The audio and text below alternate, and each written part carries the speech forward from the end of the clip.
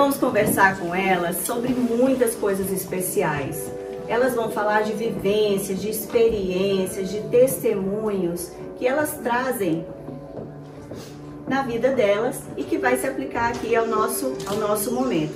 Nós vamos continuar falando sobre fé, saúde emocional, a importância do autocuidado.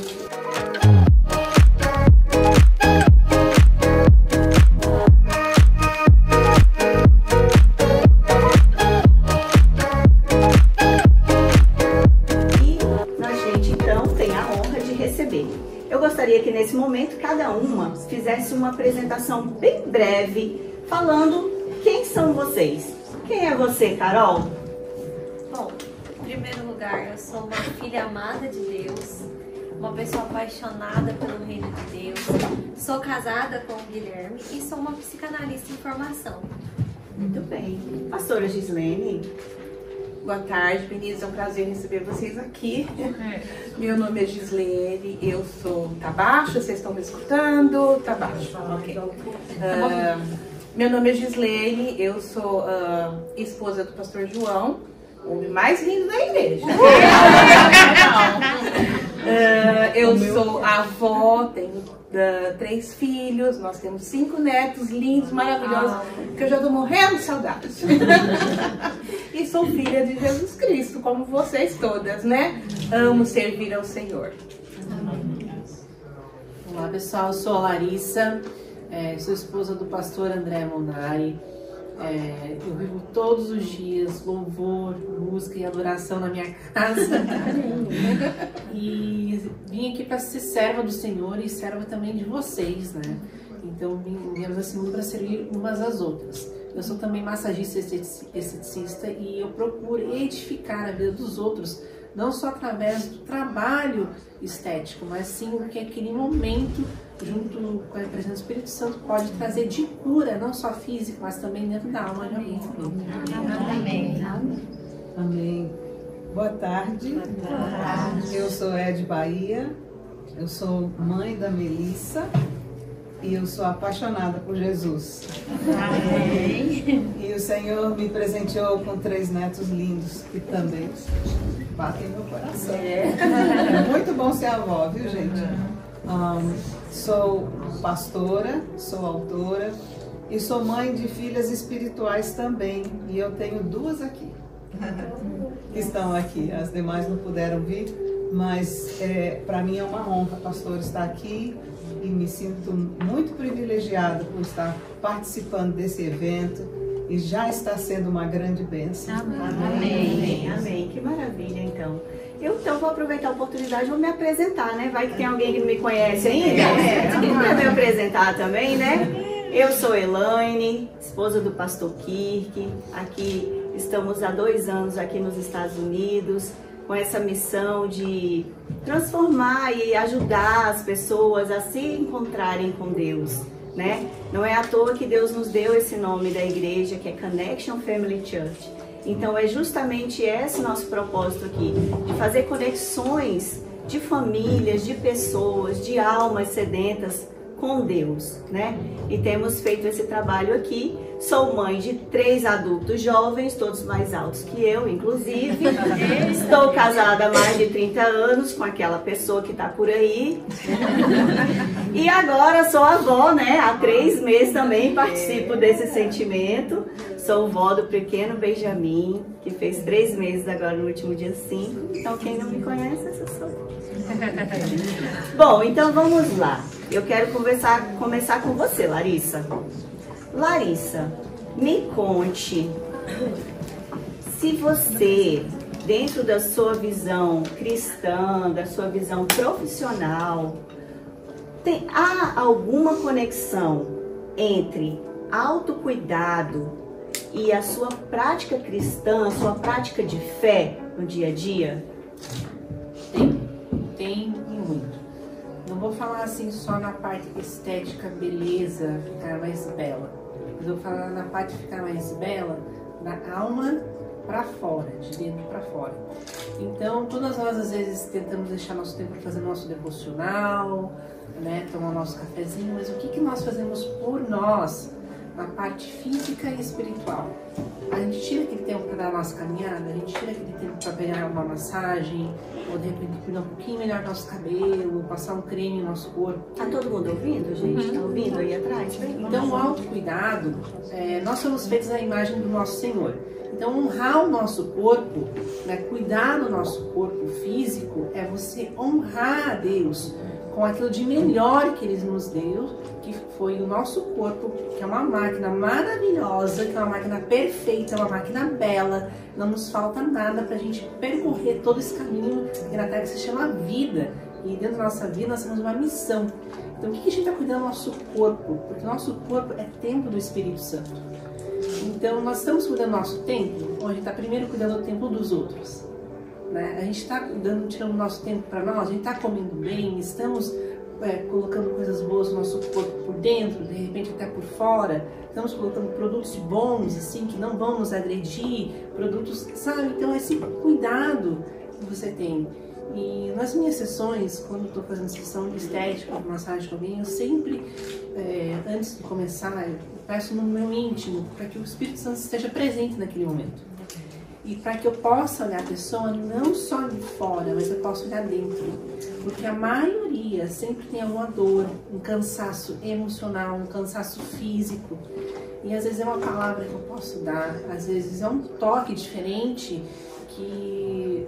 Por exemplo, tá falando às vezes mais um pouquinho da cabeça da mulher, mais um pouquinho da mão dela, do pé dela, sabe, daquele carinho especial. Então, assim, o autocuidado e a fé são extremamente ligados. Então, em Coríntios, aqui, é reforçado que em 1 Coríntios 6, 19, versículo 19 a 20, está escrito: caso não sabem que o corpo de vocês é templo do Espírito Santo, que habita em vocês, que lhes foi dado por Deus. Vocês não são de si mesmos, vocês foram comprados por um preço muito alto. Portanto, glorifiquem a Deus como o seu corpo. Então, gente, as nossas orações são muito importantes, mas o que além do seu devocional, além da sua oração, você está fazendo para cuidar do templo do Espírito Santo de Deus?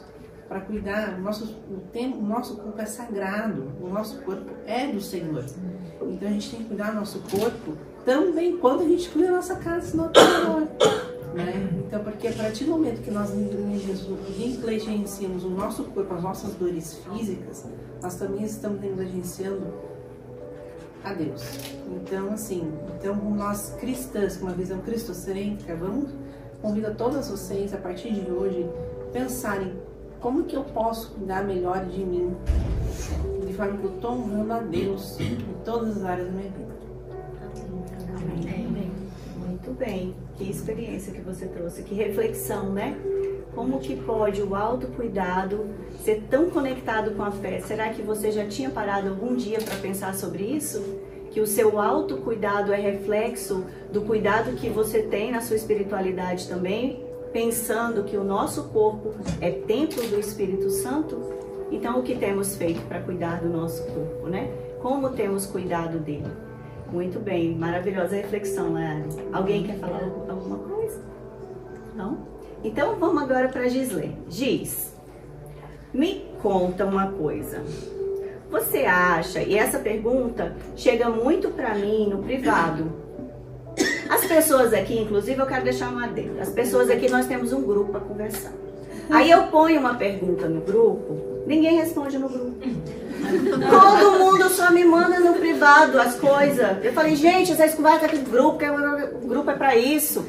Aí não, manda no privado. Então, é uma coisa que chega muito para mim, essa pergunta que eu vou te fazer. Olha só, como você acha, Giz, que como mulheres, nós podemos oferecer apoio emocional umas às outras? Há alguma dica, alguma forma que você entende dentro da sua experiência pastoral, sua experiência pessoal, que a gente pode dar essa dica? Como, enquanto mulheres, nós podemos nos ajudar umas às outras? Sim, pastora. Apoio emocional, na prática, né? Nós vamos falar aqui, então. responder a pastora no grupo. Boa, gostei dessa. Né? Mas é muito importante nós estarmos orando, né, umas pelas outras, intercedendo, né? Sentir a dor da nossa irmã, abrimos a irmã que está abrindo o coração conosco, se sentir à vontade, né? E o que mais poderíamos dizer? Acredito que aqui todas nós temos algum tipo de problema, né? E você precisa escolher a pessoa certa para você estar falando também, né? Para isso que existe a liderança da igreja, os pastores, as pastoras, né? É importante você estar falando com a pessoa certa. Qual é o nosso papel? Estarmos aconselhando vocês talvez testemunhos, talvez experiência de outras pessoas passando para vocês e também abraçando vocês, né? E orando com vocês, intercedendo por aquele momento, né? Com empatia mesmo, sentindo a dor de vocês. E é assim que nós vencemos na parte emocional da oração, né? Intercessão. Mas também tem a parte prática. Eu lembro aqui de Dorcas, Tabita, né? Que tem na Bíblia, em Atos, fala sobre a história dela, se vocês quiserem conferir. Essa é a história da Erenilda, tá? É uma história de uma mulher que se doava. É uma história de uma mulher que ela costurava, repartia refeições. A Bíblia não fala, mas eu penso que ela organizava mulheres para ajudar outras mulheres também, né? Muitas pessoas seguiram o que ela fez, continuaram fazendo. E é o nosso papel também. Eu tenho um exemplo de uma moça que eu conheci no trabalho do meu esposo. O esposo dela trabalhava com o meu e nós começamos a conversar, ficamos muito amigas, muito mais nova que eu. E ela falava assim: ai, Giz, eu tenho você como minha mãe. E chegamos no casamento dela, nós fomos os padrinhos dela. E foi maravilhoso o casamento, foi lindo demais. Ela assim, parecia uma boneca no casamento dela. E no dia seguinte do casamento dela, o marido dela me ligou e falou: Giz, nós estamos no hospital, a Bruna está com câncer na cabeça, já paralisou a face dela e ela vai precisar fazer uma cirurgia urgente. E a gente, claro, coração de mãe, de amiga, a gente ficou assim bastante agitada, mas o Senhor foi nos acalmando, fomos para lá e a cirurgia dela foi uma bênção. Deus preparou o melhor especialista da área, foi uma bênção. Mas a hora que ela saiu de lá, ela tinha o cabelo bem comprido na cintura, rasparam toda essa parte do cabelo dela e ponto, sangue, não combina muito. Dá um tremorzinho, né, de você cuidar disso, né? E eu fui pra casa dela, ajudá-la a lavar a cabeça, cozinhar e arrumar uma equipe para estar ajudando, vindo ajudar. Isso é muito importante, o apoio emocional que nós estamos dizendo. Se alguém enfermo perto de você, a nossa obrigação como cristãos é estar ajudando, né? E por fim, foi uma bênção, graças a Deus se recuperou e foi uma bênção. Mas também nós não podemos deixar de falar que nós não temos todas as respostas, né? Nós buscamos em Deus, então essa busca em Deus é muito importante. Nós como pastoras, nós temos, é difícil, nós temos que estar orando e jejuando e buscando a Deus, como vocês também. Nós não somos especiais, nós somos irmãs em Cristo, né? Nós todas temos que fazer isso. Você nunca sabe se tem uma irmã do seu lado que está passando por uma necessidade. E nós temos que buscar isso aonde? Refúgio na palavra de Deus, que nos ensina como nós fazermos isso, né? Eu acho que seria isso, talvez, seria isso para compartilhar com vocês. Que Deus dê sabedoria para vocês, que vocês sejam mulheres valorosas, que vocês sejam mulheres sábias, aplicadas na palavra de Deus. Que o Espírito Santo de Deus é que vai falar por nós, porque de nós não temos nada. Então nós temos que buscar o nosso refúgio na palavra de Deus. Amém. Que Deus abençoe vocês. Obrigada, Giz. Que maravilhosa reflexão, né? como nós somos importantes umas às outras, né? Como nosso papel pode ser importante, porque eu acrescentaria ainda, Gi, se você me permite, Claro. acrescentaria ainda ter esse ambiente seguro. Sim. Eu acho que um dos principais pontos que a Gi falou aqui é essa questão de você ter um ambiente seguro para você se abrir. Você não pode contar a sua vida, a sua intimidade, a sua vida íntima, a sua vida particular para outra pessoa. Mas se você tem uma pessoa que você sabe que ela tem uma vida no altar, você sabe que ela é uma pessoa discreta, que ela é uma pessoa conselheira, você pode e deve procurar essa pessoa. Você pode e deve procurar essa amiga, porque você sabe que o seu segredo ali, a sua intimidade vai estar num lugar seguro. Mas isso é um ponto que a gente precisa realmente ter muita atenção. Não conte sua vida íntima para qualquer pessoa. Não fale mal do seu marido. Não fale mal da sua casa ou dos seus filhos, porque a nossa palavra tem poder. Então, quanto mais a gente cuidar e ter essa consciência, mais próximas de Deus nós vamos estar. Amém. Amém? Amém. Olha, eu queria agora passar para a pastora Ed, né? Pastora Ed, vamos ver o que eu vou perguntar para você. É uma mulher que tem uma bagagem, gente, eu sou neném, né? Perto dela. Somos. Uma bagagem teológica, uma bagagem emocional, uma bagagem de vida, de experiência muito bonita. Pastora, dentro de toda essa experiência que você nos traz, eu gostaria que você compartilhasse com a gente o que você acha sobre essas questões que nós estamos falando aqui hoje à tarde, sobre questões emocionais, sobre transtornos emocionais, sobre saúde emocional. Você acredita, você tem visto? Como é que está esse assunto dentro dos ambientes religiosos, dentro das igrejas? O que você tem a dizer? Existe tabu? Existe, pastor. Existe. E não são poucos. Tabu, a própria palavra já define algo secreto, algo sensível. E infelizmente no meio cristão, nas igrejas ainda existem vários tabus. E começando pela saúde emocional. E é tão comum nós vermos pessoas que estão vivenciando depressão,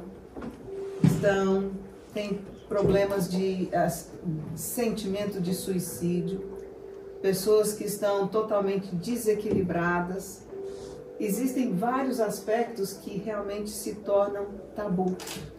Por quê? Porque muita gente, são poucos os que podem ajudar, são poucas as pessoas e as igrejas que têm uma estrutura para poder assistir essas pessoas. Por exemplo, violência doméstica, autismo e outros TDAH, né? São questões emocionais, psicossomáticas e neurais que muitas vezes não existe uma estrutura, uma educação, uma assistência na igreja para poder dar apoio, levar essa pessoa a avançar, a vencer com seus problemas dentro da própria igreja. E muitas vezes por causa do não conhecimento, isso se torna um medo, isso levanta uma barreira de medo e a ignorância ela prevalece diante do assunto.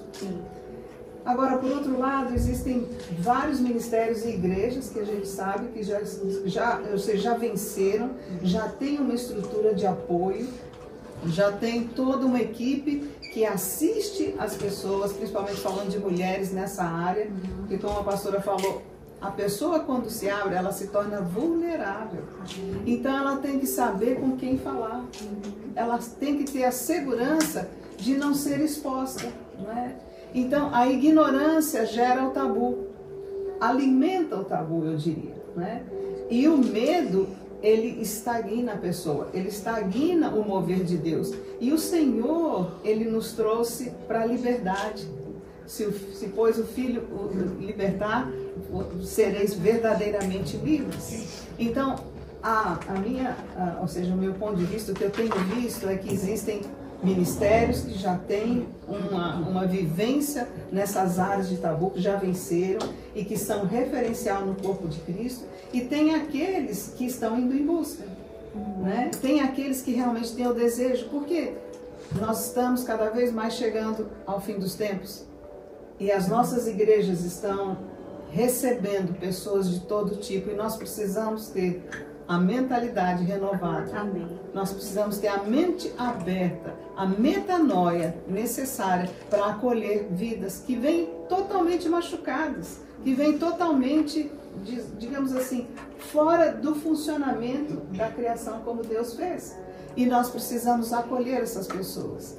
Então, a minha sugestão, a minha proposta é que nós realmente tenhamos o coração aberto para aprender, se não sabemos, aprender para poder avançar, para poder servir, para poder apoiar e levar pessoas a avançar e viver em vitória, porque a vida com Cristo é de vitória. Amém. E se nós nos paralisamos no tabu, se nós ficamos aí encolhidas, nós vamos deixar de cumprir o ID, a grande comissão. E nós vamos prestar conta disso. E nós não podemos deixar que o medo nos paralise por causa da ignorância. Porque lá em 1 João 4,18, a palavra de Deus diz que o perfeito amor lança fora todo medo. Então o nosso coração tem que ser de compaixão acima de tudo. E nós precisamos ter um entendimento corporativo. Não é só pensar em mim, né? Mas pensar no todo. O que eu posso ser de instrumento para aquela pessoa. Amém. Maravilhoso essa reflexão que você trouxe, pastora. Como é que, às vezes eu penso também sobre isso, que o próprio tabu às vezes nasce em nós mesmos, né? Não só do ambiente que a gente tá, mas às vezes parte da gente mesmo, né? De se sentir às vezes numa situação difícil, mas não conseguir compartilhar. É o que a Roberta trouxe no primeiro painel, né? Que ela falou assim, aprendam a se comunicar. Por que às vezes você fica chateada e fica calada com a cara feia e acha que o outro vai adivinhar? Gente, o outro não vai adivinhar. Você tem que aprender a se comunicar. É difícil? É. Eu passo por essa barreira muitas vezes. Ele fala, o que você tem? Eu... Mas agora com esses filhos, né? Mas por que, né, que a gente fica às vezes com essa dificuldade de falar? E a gente tem, é natural da mulher, muitas vezes da nossa criação, né? Às vezes a gente já teve um pai que disse não pode falar, que batia na boca, que brigava. Então a gente se calava, a gente aprendeu a se calar. Mas a importância da comunicação, né? De falar, lógico, dentro de um ambiente seguro, dentro de um local apropriado, com um profissional da área de saúde, com uma pessoa que você sabe que tem uma vida digna, né? Mas vamos aprender a nos comunicar. Comunicar as nossas emoções. Bem? Carol, sobrou você. Estou aqui. Diz o meu marido que os últimos serão os primeiros, né, Carol? Amém. Eu recebo. Ele diz da Bíblia, hein?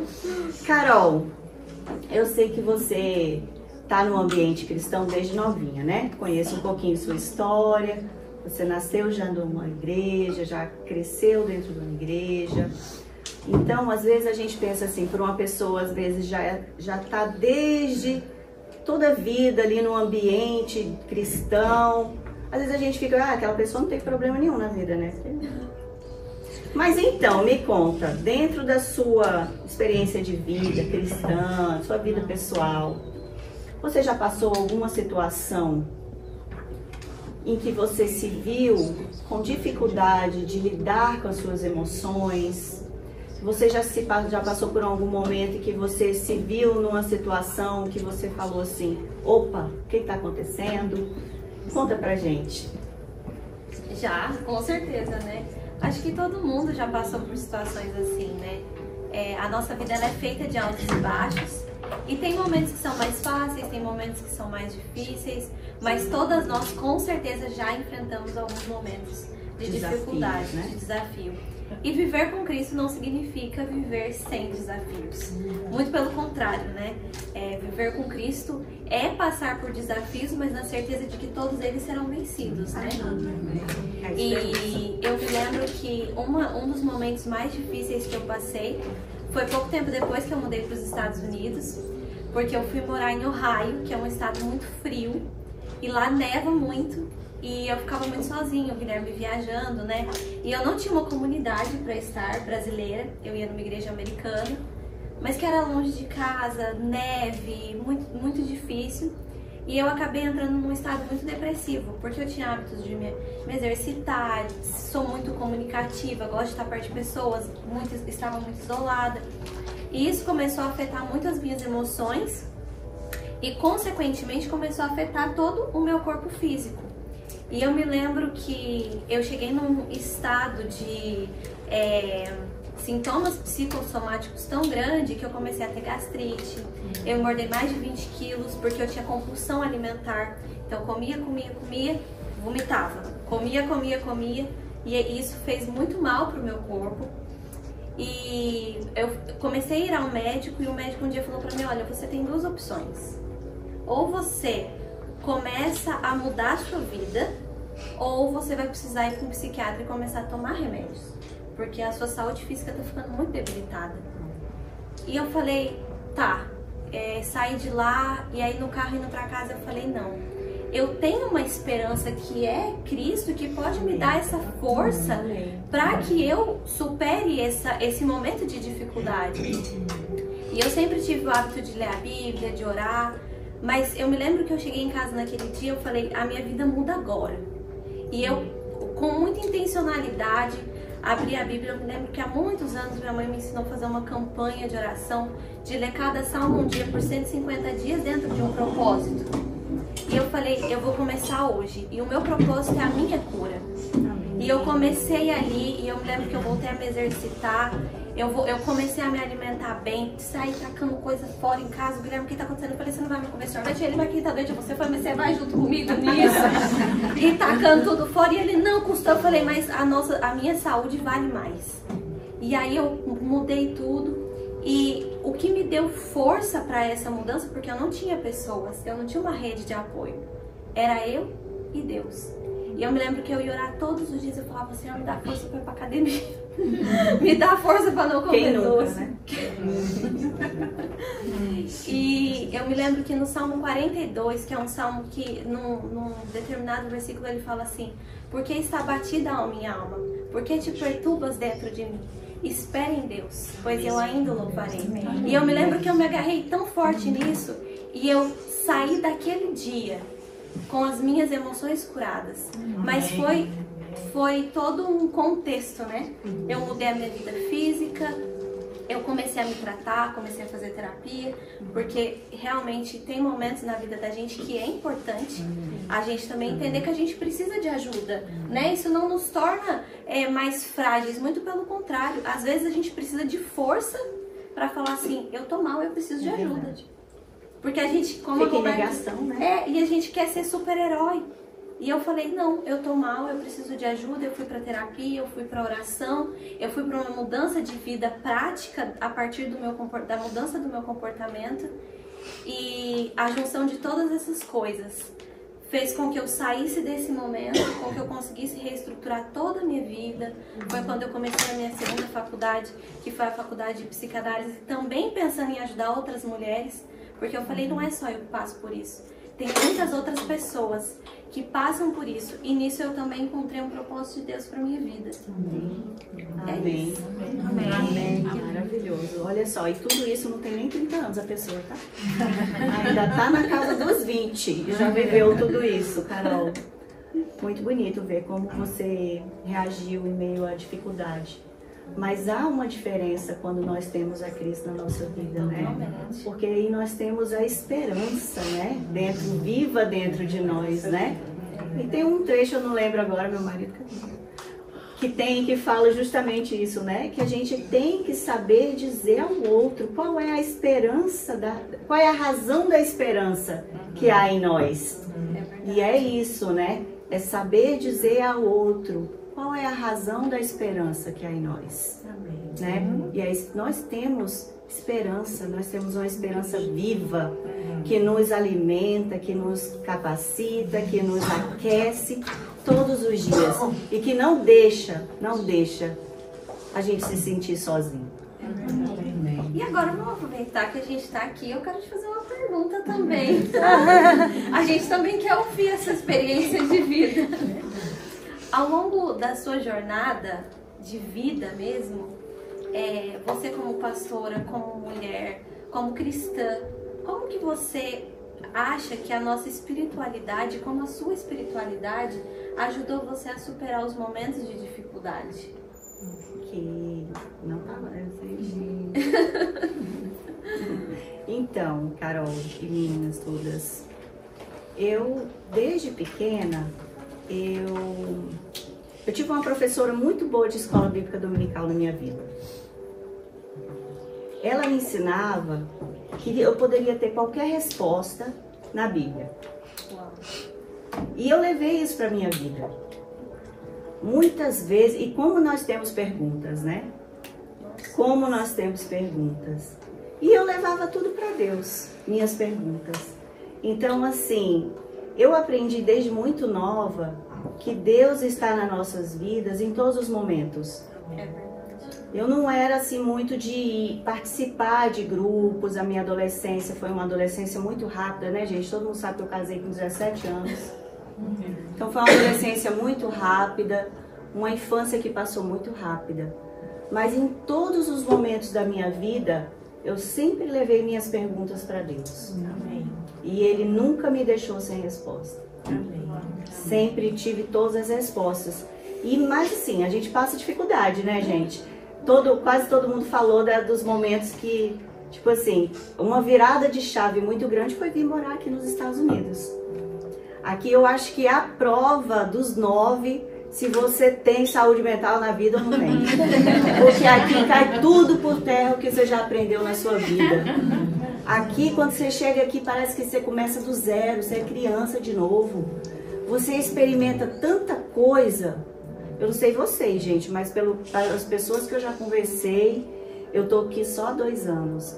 Mas quanta experiência que já me trouxe reações emocionais diferentes eu tive aqui. Eu acho que a gente fica mais sensível, né? Quando a gente sai do nosso país, talvez, não sei. Mas eu sempre me lembro, tem um salmo que eu gosto muito, que é o Salmo 38. Deixa eu ver aqui se eu tenho aqui. Salmo 38, 34, verso 18. Diz assim: o Senhor está perto dos que têm o coração quebrantado e salva aqueles que têm espírito abatido. Então, assim, é esse sentimento de não estar só, né? Qualquer momento que eu estou passando, que é mais complicado, eu penso, eu não estou só. O Senhor está perto de mim, né? Então, é isso que tem me ajudado. Obrigada. Então, vamos dar uma salva de palmas para essa